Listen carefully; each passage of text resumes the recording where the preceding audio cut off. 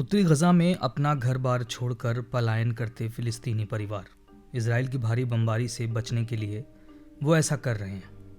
2014 की लड़ाई में यहाँ रहने वाले दर्जनों लोग मारे गए थे, तो इस बार ये लोग भागने की जल्दी में हैं।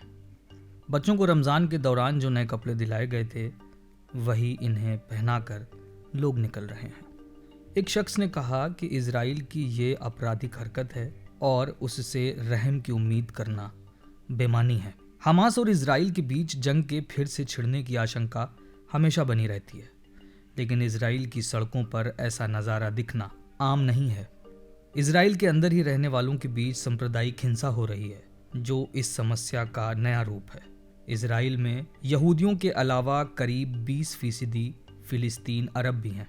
युवा लोग हिंसा फैलाने के इरादे से सड़कों पर हैं, यहूदी बनाम अरब और अरब बनाम यहूदी। पूरे इजराइल में ये जंग छिड़ गई है। इजरायली राष्ट्रपति ने चेतावनी दी है, देश में गृह युद्ध जैसे हालात बनना हर कीमत में रोका जाना चाहिए। वहीं जंग के मुख्य मोर्चे पर यह फैसले से भरा दिन साबित हुआ। इस सप्ताह हमास के कई टॉप कमांडर इजरायली हमले में मारे गए हैं। तो क्या इससे लड़ाई मंद पड़ जाएगी? शायद नहीं।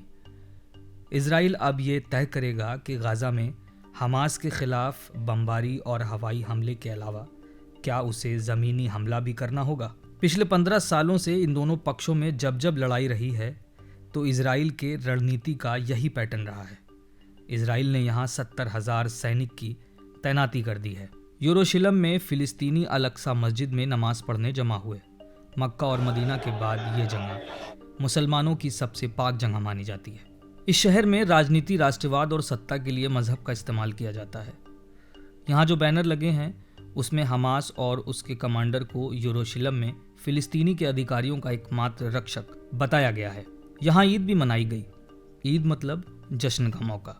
माँ बाप ने अपने बच्चों के लिए इसे खुशनुमा बनाने की कोशिश की, मगर फिलिस्तीनियों के नेता महमूद अब्बास के पास जश्न मनाने की कोई वजह ही नहीं है, क्योंकि फिलिस्तीनियों की कमान फिलहाल हमास ने ले ली है।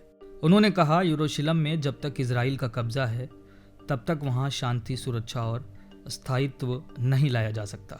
हो सकता है ये लड़ाई बिन्यामिन नेतन्याहू का राजनीतिक कैरियर बचा ले। पिछले सप्ताह उनकी कुर्सी जाते जाते बची, लेकिन अब भी उनकी समस्या खत्म नहीं हुई है। लेकिन अब उनके वफादार सैनिक उन्हें मुबारकबाद दे रहे हैं और उनके विपक्षी चुप है। इजरायली प्रधानमंत्री ने कहा कि हमास के खिलाफ लड़ाई लंबे वक्त तक जारी रहेगी, लेकिन वो शांति स्थापित करने के लिए कोशिश कर रहे हैं। उनके लिए इतना काफी नहीं है।